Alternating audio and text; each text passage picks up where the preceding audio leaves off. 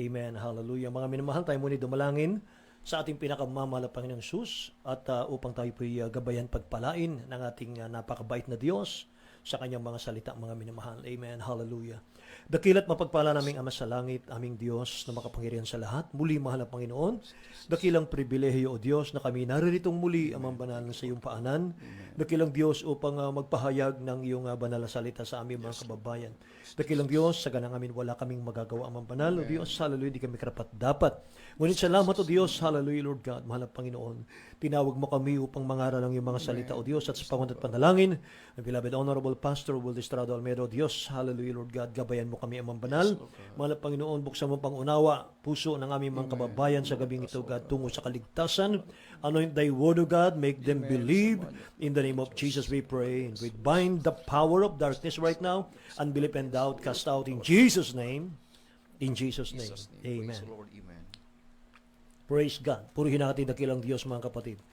May mahal lang, pinakamataas pong pagpupuri, pagluwalhati, pagdakil at pagsamba ay natatangi sa ating pinakamamahal na Panginoon lamang. May mahal na tinataas po natin ang pangalan ng dakilang Diyos natin sa ating pong programa, mga minamahal ko. Amen. And I give double honor and respect po sa ating beloved Honorable Pastor Will Estrada Almedo, the end-time prophet of our loving God. Ganon din po sa kanyang butihing mga anak, the Almedo children, the whole Almedo family. At patuloy po nating inaalaala, may mahal, hindi natin malimutan natin beloved Honorable Stan Pastor Lina C. Almedo. Amen. Praise God. At sa inyo pong lahat, mga kapatid ko, mula dito sa ating bansa, Luzon, Visayas at Mindanao, maging sa labas ng ating bansa, maging mga viewers natin, mga minamahal ko, tayo po'y sama-sama, mga kapatid, sa banal na salita ng ating mahal na Panginoon. Amen. Hallelujah. May mahal, buksan natin ang ating mga banal na kasulatan, mga kapatid. Dito po sa aklat ng Lucas, Kapitulo 8, ang talata po ay 4 at hanggang 15. Luke chapter 8, verse 4 to 5, to 15, mga minamahal. Basahin po natin sa Tagalog. Dito po, aklat ni San Lucas, o Ebanghelyo ni San Lucas, Kapitulo 8, magmula sa versikulo 4 hanggang 15. At na magkatipon ang malaking karamihang tao, at mula sa bawat bayan ay nagsadya sa kanya ay nagsalita siya ng pamamagitan ng isang talinghaga.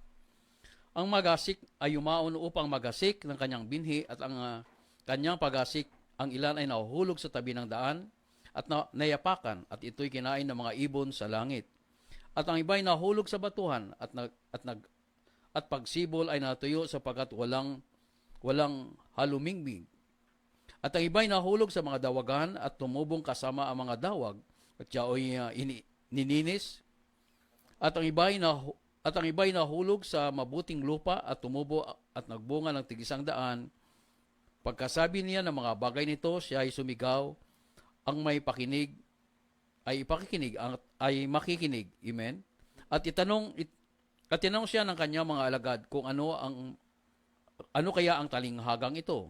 At sinabi niya, sa inyo'y pinagkaloob ang makaalam ang mga hiwaga ng kaharian ng Diyos, datapwat sa mga ibay sa mga talinghaga upang kung magsitingin ay huwag silang makakita at makakarinig ay huwag silang makakaunawa. Ito ang talinghaga, ang binhi ay isang salita ng Diyos. At ang mga sa tabi ng daan ay nakakinig kung magkagayoy dumarating ang dyablo at inalis ang salita ng sa kanilang puso upang huwag silang magsihimpalataya at magangaligtas. At ang mga sabatuhan ay yung mga nakakarinig at tinanggap na may galak ang salita at ang mga ito'y walang ugat at sila ay sandaling panahoy nagsisimpalataya at sa panukso ay nagsisihiwalay. 14 po. Ang nahulog sa dawagan ay ito ang mga nakikinig samantalang sila ay nagsisiyaon sa kanilang lakad ay ninis sila ng mga pagsusumakit ng kayamanan at ang kalayawan sa buhay na ito at hindi nagbunga ng kasakdalan. 15 po. Ang mabuting lupa ay pusong tiimtiman at mabuti at iningatan ng salita, pagkarinig at ng bunga may pagtitiis. Amen. Purihin ang dakilang Diyos, mahal na Panginoong Sus ang magpala sa kanyang salita, mga minamahal ko. Amen. 4 kinds of soil, mga kapatid. Ito ang ating pag-aaralan ngayon. Yung 4 na uri po ng lupa. Amen. Mga minamahal. Ito po yung 4 na uri ng lupa at 4 na uri ng puso ng tao, mga kapatid, na mga nakikinig ng salita ng Diyos. Amen. At alamin natin dito mga mahal kung nasaan tayo sa apat, mga kapatid ko. Ano po? At sapagkat mga minamahal, kinakailangan nating malaman ito, kailangan po nating pag-aralan ito. Sapagkat sabi ng Biblia, mga kapatid, hindi lahat ng tumatawag sa akin, Panginoon, Panginoon, ay papasok sa karanang langit, sabi ng ating dakilang Diyos. Mga minamahal, kundi yun lamang gumaganap ng kalooban ng aking masalangit. Amen. Mga kapatid, kaya hindi lahat po ng mga nakikinig na salita ng Diyos ay may kaligtasan, no? Hindi lahat ng nakikinig ng salita ng Diyos, mga kapatid, ay mayroon pong buhay na walang hanggan, mga minamahal, pagkamatay sa lupa. So ang tagumpay po, mga minamahal, ng masaganang pananim, mga kapatid, sapagkat dito po ay pananim, yung pong parabola ng ating dakilang Diyos sa buhay, binhi, mga kapatid. Paanong inihasik ang binhi, mga minamahal, sa lupa? Itong ating pag-aaralan. Ang minamahal, ang masaganang pananim, mga minamahal ko, tagumpay ng nagtatanim, hindi po makukuha yan sa ganda ng binhi. Ano po? O kaya sa galing po ng magsasaka. Hindi po. Ito po ay nasa uri po ng lupa, mga minamahal. Kapag ang lupa po ay tigang, walang sustansya, mga minamahal, patay na lupa, kahit anong tanim mo dyan, kahit anong gaano kagaling, mga minamahal, ang pagdilig mo dyan, wala pong tutubo dyan, mga kapatid ko. Kaya hindi po, mga minamahal, sa galing ng magsasaka, kundi ito po sa uri ng lupa. Ganon din po ang paglilingkod sa dakilang Diyos natin, mga kapatid ko. Sa paglilingkod natin sa ating mahal na Panginoon, mga minamahal ko, yung kasaganaan po, yung pagpapala at mabungang paglilingkod sa ating dakilang Diyos na buhay, hindi po nakukuha yan sa galing ng mga ngaral, mga kapatid. Hindi po nakukuha yan sa ganda ng pangangaral. Ito po ay kung paano tayo tumutugon at tumatalima sa salita ng Diyos na ating napapakinggan. Amen. Yan po ang importante dyan, mga minamahal. Aanhin mo yung galing. Aanhin mo, mga minamahal, yung husay ng pananalita, mga kapatid ko. Kung hindi naman nagbubunga sa ating mga buhay, may mahal yung salita ng Diyos na kanyang pinapangaral. Kaya mga kapatid ko, ang pinakamahalaga rito ay kung paano tayo tumatalima, tumutugon, kung paano natin tinatanggap yung salita ng Diyos, mga kapatid ko. Sabi rong sa ating nabasa kanina, 4 na uri ng lupa. Una po ay sa batuhan, pangalawa po ay sa tabi ng daan, at pangatlo po ay sa dawagan, pang-apat po ay sa mabuting lupa. Amen. Dahil yung pong mga hasik, mga minamahal, naglalakad yan, mga kapatid ko, sabog ng binhiyan. Meron daw pong nahulog, mga minamahal ko, sa tabi ng daan, meron daw pong nahulog sa batuhan, may nahulog sa dawagan, may nahulog po sa mabuting lupa. Amen. Mga minamahal.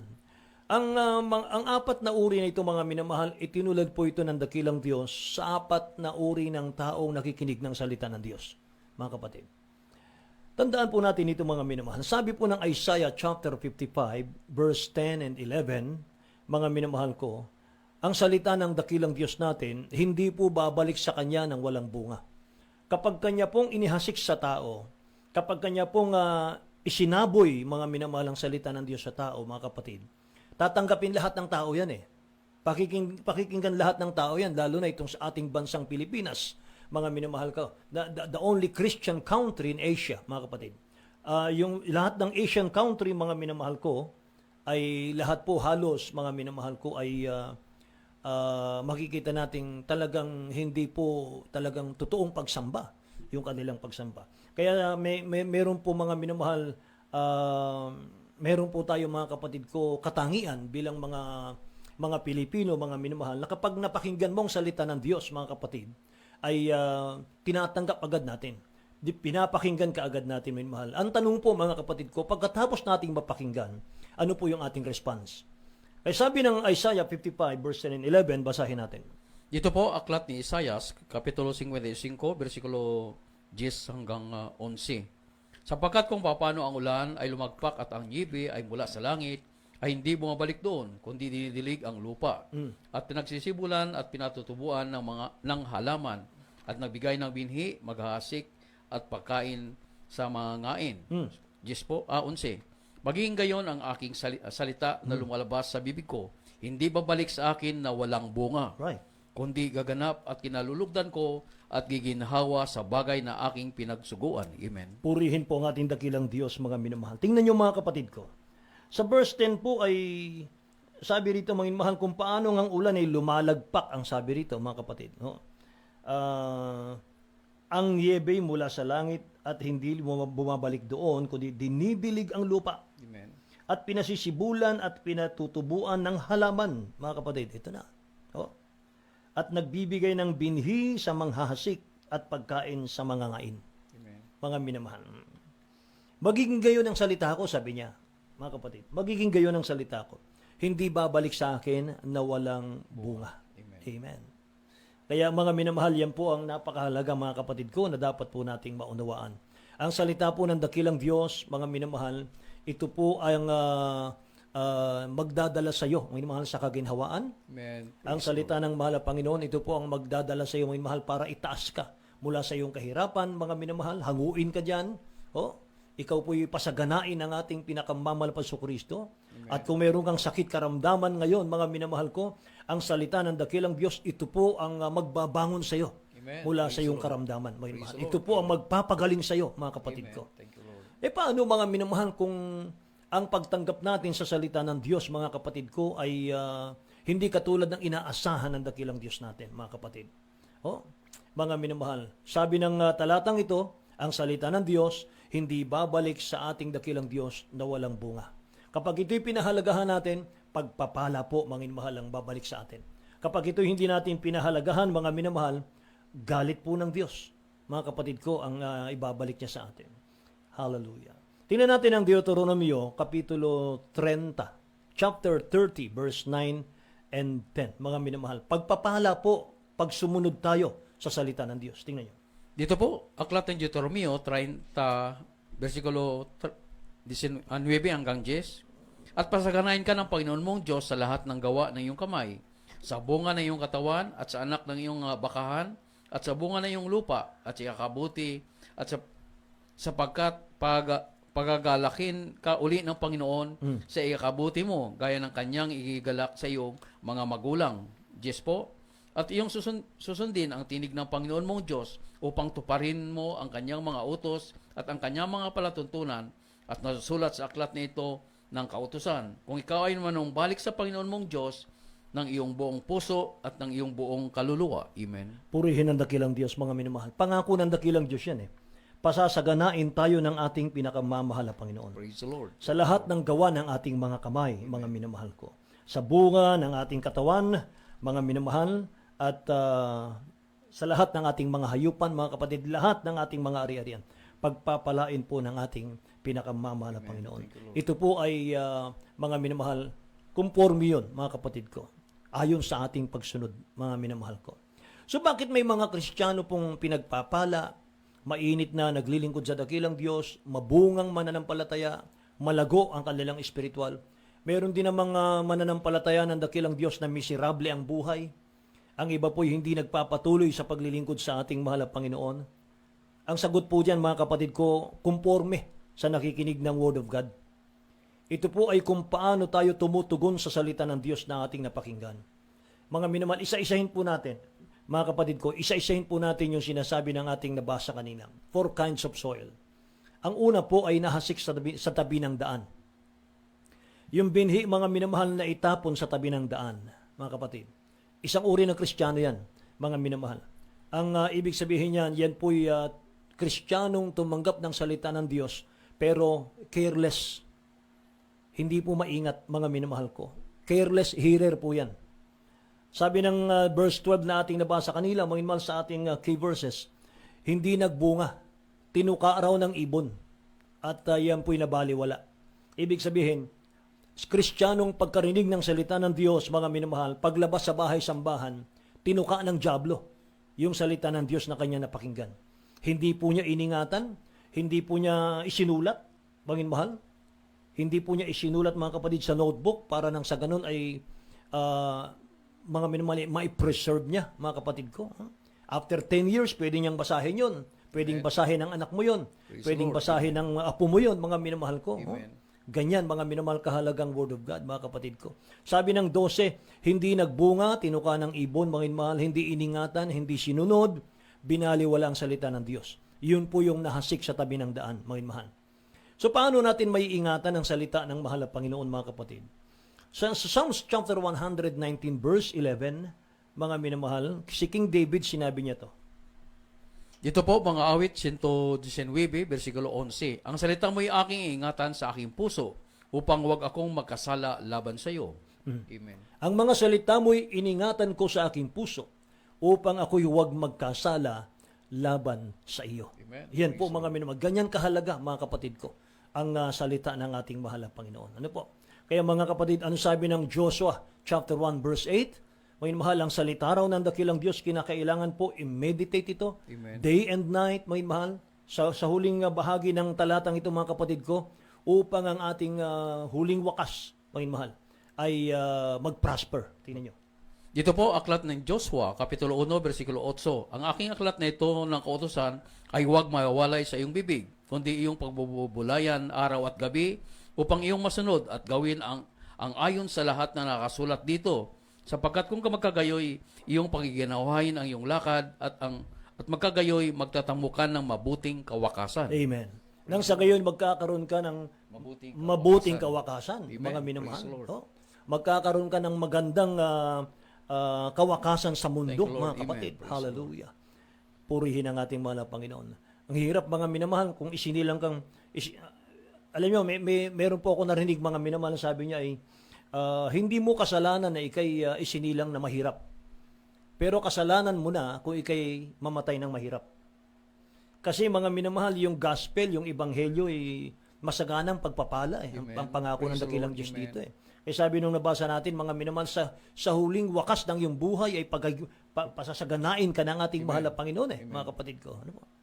So, mga minamahal, alam nyo, kapag nakikinig ka ng Word of God, gagawin lahat ni Satan yan, mga minamahal, yung kanyang strategy, lahat ng paraan para maging careless hearer ka. Para maging miserable ang buhay mo bilang tagasunod ng ating pinakamamalpang Kristo. Para hindi ka pagpalain, lalo tigit para hindi ka maligtas, mga minamahal ko. Yung pong careless, mga minamahal hearer, mga kapatid ko, isang simpleng sample lamang minamahal ibibigay ko. Isang taong active ka, mga minamahal, sa mga bagay ng mundo, pero pagdating po sa prayer meeting, wala kang gana. Yan po, mga minamahal, isa yan. Kristiyano, mga minamahal, na active, mga kapatid ko, sa mga bagay ng mundo, kalayawan ng mundo, pero pagdating sa prayer meeting, mga minamahal ko, inaantok tayo, mga minamahal. Wala tayong gana. Isa po yan, mga kapatid, yung careless hearer. Kaya tingnan nyo yung Proverbs chapter 28, verse 9. Tingnan nyo, mga minamahal. Dito po, Kawikaan 28, versikulo 9. Amen. Siyang naglalayo sa kanyang pakinig, sa pakikinig ng kautusan, maging ang kanyang dalangin ay karumal-dumal. Tingnan nyo, mga kapatid. Hindi natin pahalagahan, mga minamahal, ang pakikinig ng Word of God, mga kapatid ko, at panalangin tayo ng panalangin. Inaakala natin, mga minamahal ko, na tutugon naman ng dakilang Diyos sa ating panalangin. Kung tayo nananalangin, minamahal, pero hindi natin pinapakinggan ang Word of God, mga kapatid, malinaw yung sinabi ng Biblia, minamahal. Anong sabi ng Bible? Hindi lahat, minamahal, ng ano sabi, mga kapatid? Ulitin natin. Siyang naglalayo ng kanyang pakinig, sa pakikinig ng kautusan, maging ang kanyang dalangin ay karumal-dumal. Ang kanyang dalangin ay karumal-dumal, mga minamahal. Pangalawa, mga kapatid ko, yung nahasik po sa batuhan. Sa verse 3, mga minamahal ko, nating nabasa kanina, mga kapatid, sa Luke. Minamahal, yun po yung nahulog sa batuhan, may konting lupa, yung bato, pero sa ilalim bato. Panandalian daw tumubo, pero wala pong sapat na ugat. Mga minamahal, hindi po makapagpatuloy, mga minamahal, sa kanyang ugat, mga kapatid, sapagkat batuhan yung ilalim, kaya namatay. Mga minamahal, yun po yung mga emotional naman. Emotional hearer naman yun, mga kapatid. Masyadong emotional. Tinanggap nilang may galak, mga minabalang salita ng Diyos, kanilang napakinggan. Sila'y sumasampalataya, mga minamahal. Naging mainit sila sa paglilingkod sa ating dakilang Diyos. Aktibo. Masigasig po sila, mga minamahal. Pero nung dumating po yung mga pagsubok sa buhay, Dumating po mga minamahal yung mga trials sa buhay. Hindi pala yung paglilingkod pala sa ating mahal na Panginoon, hindi pala laging masaya, hindi pala laging maginhawa, hindi laging maraming pera, ay mahal. Hindi po pala popularity, hindi po pala, mga kapatid. Kinakailangan pala deny yourself. Ay mahal. Yan pala yon. Kinakailangan si Kristo may taas sa iyo, hindi ikaw. Ay mahal. Tinanggap na may galak ang salita ng Diyos, mainit na naglilingkod. Pagdating po ngayon mga pagsubok, trials, pag-uusig, tumatalikod sa paglilingkod. Ito sinabi ng ating beloved Honorable Pastor Will Estrada Almeda. The kingdom of God is not by feeling, not by emotion, not by sight, but by faith. Amen. By faith sa Word of God, mga kapatid ko. Amen. Sa paglilingkod sa ating mahal na Panginoon, kalaki po ito Philippians 1:29. Chapter 1, verse 29 ng Pilipos. Dito po, aklat ni Pilipos, Kapitulo 1, versikulo 9. At ito'y dinadalangin ko na ang iyong pag-ibig at lalo't pang subagana nawa ang kalaman sa lahat ng pagkakilala. Philippians 1:29. Dito po, Pilipos, Kapitulo 1, versikulo 29. Amen. Sapagkat iyong pikakaloob alang-alang kay Kristo, hindi lamang upang manampalataya sa Kanya, kundi upang magtiis din naman alang-alang sa Kanya. Amen. Hindi daw tayo tinawag ng dakilang Diyos para manampalataya lang, para mga minamahal, pasaganain, kundi may mga pagtitiis din naman. Pagtitiis din naman. May mga pagtitiis din naman. Alang-alang sa Kanya. Alang-alang sa ating dakilang Diyos, Amen. mga kapatid. Praise the Lord. Ang mahal na Panginoon nga, may mahal binayubay sa krus ng Kalbaryo. Bago ibayubay, mga minamahal ko, torture muna ang nangyari sa ating mahal na Panginoon. Tayo hindi na po ganun. Sabi ng Bible, hindi nga tumulo ang dugo natin sa pagsubok. Amen. Sabi ng Hebreo, hindi nga tumutulo yung dugo natin sa pagsubok. Ang kailangan lang dito naman sabi ron ay pagtitiis. Amen. Hindi tayo tinawag ng dakilang Diyos para sumampalataya lang, kundi magtiis din naman alang-alang sa kanya mga minamahal. Thank you, Lord. Sa buhay Kristiyano, mga kapatid, may mga pagsubok talaga. May mga pagsubok talaga, mga minamahal ko. Pero may mga tukso. Pero sabi ng 1 Corinthians 10:13, hindi tayo binigyan ng dakilang Diyos ng pagsubok na hindi natin kayang i-overcome. Amen. Tingnan natin. Dito po, unang Korinto, Kapitulo 10, versikulo 13. Hindi dumating sa inyo ang anumang tukso, kundi ngayong matitiis ng tao, tapat ang Diyos, na hindi niya itinutulot na kayo'y tuksuin sa higit ninyong makakaya, kundi kalakip din ang tukso na gagawin naman ng paraan sa pag-ilag upang ito'y inyong matiis. Amen. Tingnan nyo. Pag dumating sa atin ang pagsubok, mga mahal, tataasan ng dakilang Diyos yung ating faith, mga kapatid, para ma-overcome natin yan, para maunawaan natin, Amen. Thank you, mga Lord. minamahal ko. Yan ang sinasabi ng Biblia. Hindi tayo pababayaan ng dakilang Diyos, mga mahal. At isa pang talata, mga kapatid ko, sabi ron sino bang makapaghiwalay sa atin sa pag-ibig ni Kristo? Mga mahal. Wala po Amen. Kahit kamatayan, kahit kahirapan, kahubaran, mga mahal, tabak, panganib, Amen. mga kapatid. Tingnan nyo, Romans chapter 8, verse 35 hanggang 39. Amen. Dito po, aklat ng Roma, Kapitulo 8, versikulo 35 hanggang 39. Sino makapaghiwalay sa atin sa pag-ibig ni Kristo? Ang kapihatian, o ang kapahisan, o ang pag-uusig, o ang kagutom, o ang kahubaran, o ang panganib, o ang tabak? Gaya ng nasusulat, dahil sa inyo kami pinatay sa buong araw, kami ay nabilang sa parang mga tupang sa patayan. Hindi kundi sa lahat ng mga bagay nito tayo higit na matagumpay sa pamagitan niyong sa atin ay umibig. Sapagkat kayo'y naniniwalang lubos na kahit ang kamatayan man, kahit ang buhay, kahit ang mga anghel, kahit ang mga pamunuan, kahit ang mga bagay sa kalukuyan, kahit ang mga bagay na darating, kahit ang mga kahit ang mga kapangyarihan, kahit yung Navy po, kahit ang katastasan, kahit ang kababaan, kahit ang alinmang ibang nilalang, ay hindi makapaghiwalay sa atin sa pag-ibig ng Diyos na sa kay Kristo Jesus na Panginoon natin. Amen. Purihin po ang dakilang Praise Diyos, the Lord. mga Amen. minamahal. Thank you, Lord. Hallelujah. Sinong makapaghiwalay sa atin sa pag-ibig ni Amen. Kristo? Praise Sabi the ng talatang ito. Napakaganda, mga minamahal. Hallelujah. Kapighatian, pag-uusig, kagutuman, kahubaran, panganib, tabak. Amen. Sabi ni Apostol Pablo, mga minamahal ko, kami nga, pinapatay na kami araw-araw, sabi niya. Kami nabilang na parang tupa sa patayan, sabi niya, mga mahal. Lahat ng kanyang binanggit doon, sino makapaghiwalay sa atin sa pag-ibig ni Kristo? Kapighatian ba? Kahapisan ba? Pag-uusig? Kagutuman? Kahubaran? Panganib? Taba? Sabi niya sa 37, hindi. Amen. Praise the Lord. Hindi. Lahat yan, mga minamahal, hindi makapaghiwalay sa atin sa pag-ibig ni Kristo. Kundi sa lahat ng mga bagay, sabi niya rito, tayo higit pa sa mapagtagumpay. We are more than conqueror. Praise the Lord. More than, mga mahal, conqueror in Christ Jesus. Sa pamamagitan niya, sa atin ay umibig. Sapagkat ako'y naniniwalang lubos, sabi niya, na kahit ang kamatayan man, kahit ang buhay, kahit ang mga anghel, kahit ang mga pamunuan, kahit ang mga bagay na kasalukuyan, kahit mga bagay na sa darating, kahit ang mga kapangyarihan, kahit kataasan, kahit ang kababaan, kahit ang alinmang ibang dilalang, ay hindi makapaghihiwalay sa atin sa pag-ibig ni Kristo. Purihin ang dakilang Amen. Diyos Glory to God. kay Kristo Praise the Jesus. Napakaganda ng salita ng Diyos, Amen. mga minamahal ko. Napakasarap ulit-ulitin ang salita ng Diyos. Ngayon, mga minamahal, yung pangatlo po ay mga nahasik po sa dawagan. Ngayon, mahal, sa paghahasik ng dakilang Diyos natin, sa kanyang binhi, mga minamahal, mayroon pong nahasik sa dawagan. Yung po bang gubat, yung merong lupa yan, may mataba ang lupa niyan, mga minamahal ko. Pero ang dami pong dawag. Ang daming damo, mga minamahal, ang daming tinik, mga kapatid, no? Nahasik sa dawagan. Yun po yung mga double-minded naman. Double-minded Christian, mga kapatid ko. Nakikinig sila ng salita ng Diyos, naglilingkod sa mahal na Panginoon, pero natatangay po ng yaman ng mundo yan eh. Natatangay po ng material ng mundo, mga kapatid. Yan. Philippians, mga minamahal, chapter 3, verse 18-19, mga kapatid.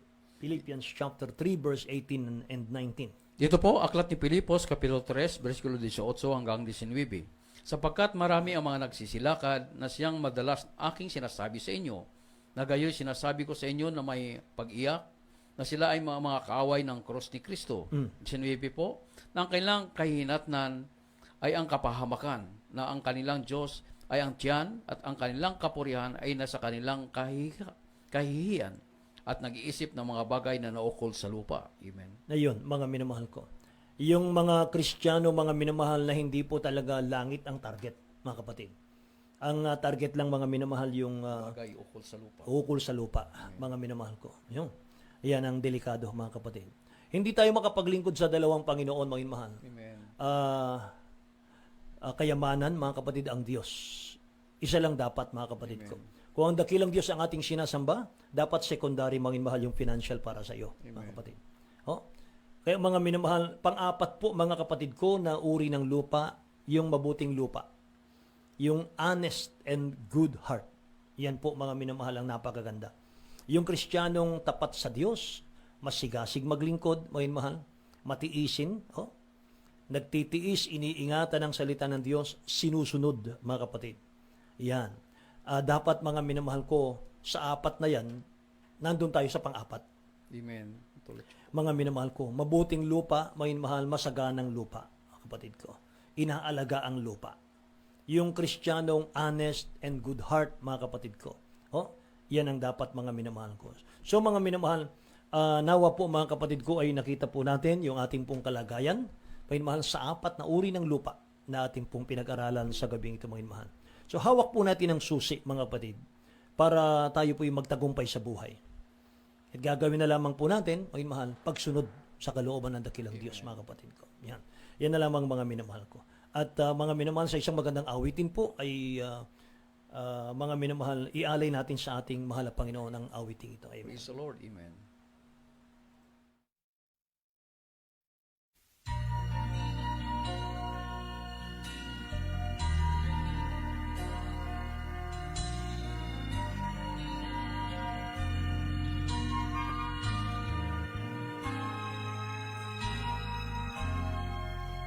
The years have left scars.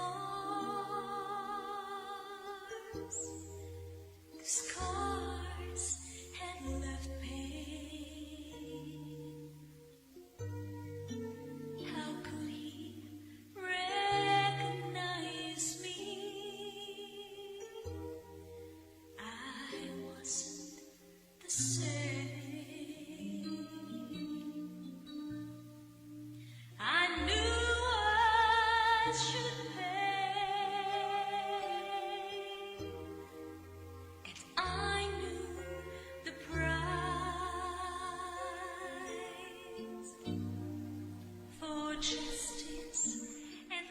Purihin po ang ating dakilang Diyos, mga minamahal. Sa huling bahagi ng ating pong programa, mga kapatid, dadako po tayo sa ating pong pananalangin, sa ating mga pangangailangan. Ngunit bago po yan, mga minamahal, sina-challenge po natin yung ating mga ngayon lamang po nakapakinig ng ating pong programa, Jesus Miracle Hour, mga minamahal ko.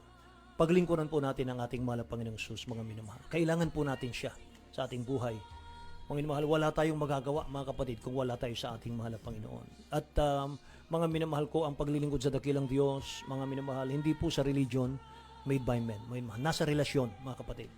Hallelujah. Mga minamahal, tayo po ay dadako sa panalangin. Tanggapin niyo ang mahal na Panginoon bilang tagapagligtas, mga minamahal. At mula sa gabing ito, mga kapatid, kung kayo taos sa pusong tatanggap sa ating dakilang Diyos na buhay, tatalikuran ng kasalanan, mga minamahal, ang dakilang Diyos sa ating buhay, mga kapatid. Hindi niya tayo iiwan. Hindi niya tayo pababayaan. Kaya minamahal, buksan niyo yung mga labi, mga kapatid, sa panalangin ito. Sumunod po kayo, minamahal. Sabihin po ninyo, mahal na Panginoong Sus, maraming salamat po sa iyong mga salita na aking napakinggan sa gabing ito. Mahal na Panginoong Sus, isa akong taong makasalanan, marumi sa iyong harapan. Ngunit ako'y sumasampalataya sa gabing ito, mahal na Panginoon, na ang iyong buhay, iyong binigay sa krus ng Kalbaryo, O Diyos, namatay ka sa krus, mahal na Panginoon, para sa aking mga kasalanan, O Diyos. Salamat ng maraming, mahal na Panginoon, O Diyos, sa katubusan ng aking kasalanan. Mahal na Panginoon, sa mga sandaling ito, tinatanggap kita, aking tagapagligtas, Diyos, at hari ng aking buhay, mahal na Panginoon, O Diyos. Mahal na Panginoon, maglilingkod kami sa iyo. Isulat mo ang aming mga pangalan sa aklat ng buhay, mahal na Panginoon, O Diyos, sa iyong kaharian, sampu na aking mahal sa buhay, o dakilang Diyos, sa pangalan ni Jesus. Amen and amen. O mapagpala namin ang masalangin, pagpalain mo Diyos, mahal na Panginoon, ang lahat ng tumanggap sa iyong dakil at marilag na pangalan. Mahal na Panginoon, O Diyos, gawin mo silang tunay mong anak, Kristiyano sa puso, sa gawat katotohanan, O Diyos, tagapagmana ng buhay na walang hanggan. Isulat mo kanilang pangalan sa kalat ng buhay, O Diyos, O God, sampu ng kanilang mga loved ones. In the mighty name of Jesus we pray. Amen and amen.